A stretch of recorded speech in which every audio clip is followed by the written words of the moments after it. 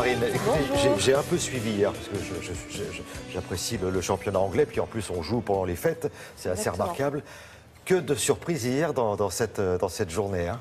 Pour le dire un peu franchement, ça valait le coup de passer l'après-midi devant sa télé, de regarder le championnat anglais. C'est une tradition, il passe le premier de l'an sur les pelouses. Concrètement, hier, il n'avait pas fini de tirer les feux d'artifice. On commence, si vous voulez bien, avec Chelsea, qui était leader du classement. Enfin ça, c'était avant sa déculottée contre Tottenham. On va voir ça ensemble. Alors pourtant, ça commence bien pour les Blues, les Bleus de Chelsea, qui ouvrent le score contre le cours du match, en 2 temps, grâce à Diego Costa. Après, ça sourira beaucoup moins. Tottenham égalise d'abord avec Harry Kane, excellent hier, qui s'ouvre la voie des buts tout seul. Et son club prend l'avantage de 1 grâce à cette passe décisive, regardez, du poteau gauche.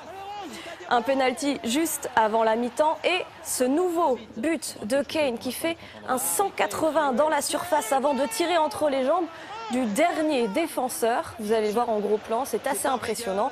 Résultat, à l'heure de jeu, Tottenham mène déjà 4-1 et inscrit même un 5e but. Victoire 5-3 pour Tottenham. 2e défaite de la saison seulement pour Chelsea.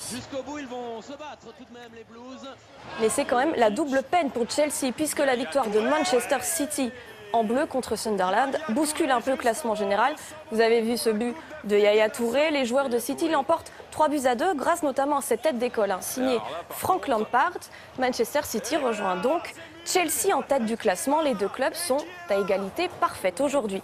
Et puis défaite amère pour Arsenal en jaune contre Southampton. Regardez ce premier but. Le gardien de Chesney anticipe un peu trop, laisse sa cage vide. Et alors Mané marque le but de la soirée dans un angle complètement fermé. Ça rentre quand même 1-0 pour Southampton. Tadic double la mise sur une autre parade. Vous allez le voir un peu hasardeuse du gardien d'Arsenal qui décidément un petit peu de mal à se remettre de son réveillon. Il a même besoin de boire un petit coup d'eau pour se remettre les idées en place. Ça ne suffira pas. Regardez sur l'action suivante. Chesney, encore lui, est déjà battu. Mais Debuchy en haut de ventre écran ne se pose pas de questions. Regardez, il arrive, il va se placer sur la ligne de but. Une tête, un arrêt, quasiment le plus bel arrêt du match pour Arsenal qui s'incline 2-0 contre Southampton.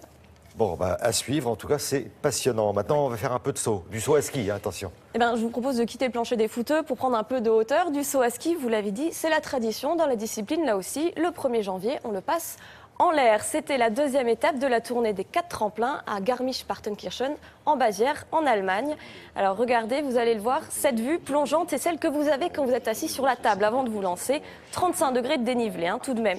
2 Français hier ont participé à la finale. Ronan Lamy-Chapuis, tout d'abord, c'est le cousin de Jason, champion olympique du combiné nordique. Tout le monde a des ailes dans cette famille, décidément.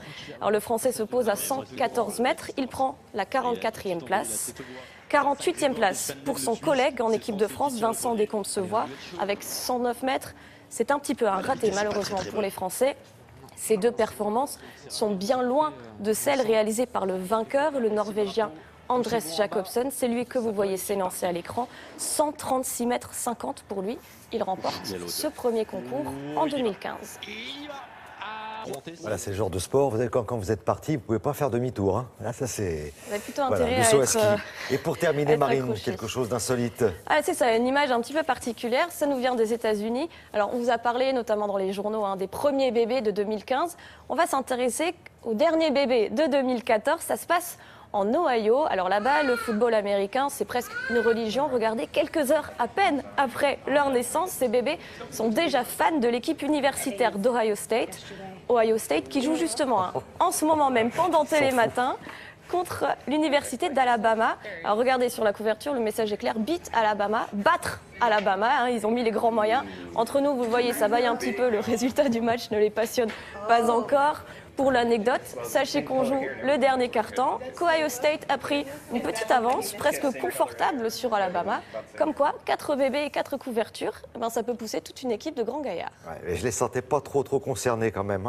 Oui, on sent qu'il va y aller, les enfants. Il va falloir les emmener au stade pour leur montrer à quel point c'est sympa. En tout cas, merci beaucoup. C'était un plaisir de vous rencontrer, Marine. À bientôt. À bientôt.